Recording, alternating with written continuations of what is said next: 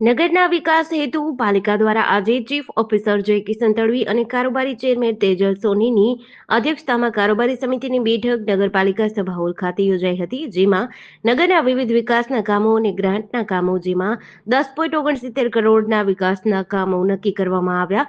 તમામ વોર્ડમાં 40 લાખની ગ્રાન્ટ ફાળવવામાં આવી હતી. સાથે જ નગરની બહારના વિસ્તારમાં 4.50 કરોડના ખર્ચે સ્ટ્રીટ લાઇટ પ્રોજેક્ટ બનાવી મંજૂરી માટે સરકારમાં મોકલવા નિર્ણય લેવાયો.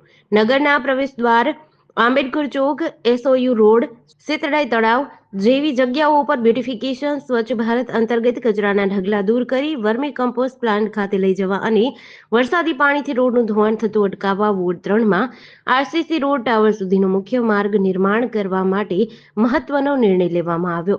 અને આગામી સમયમાં નગરના વિકાસ માટે જે પ્રયાસો ડભોઈ ધારાસભ્ય શૈલેષ મહેતા દ્વારા કરવામાં આવી રહ્યા છે, તે તમામ કામોની વેગ આપવા નિર્ણય લેવાયો હતો. જેડીસી ન્યૂઝ સાથે નિરંજન ચૌહાણ, ડભોઈ.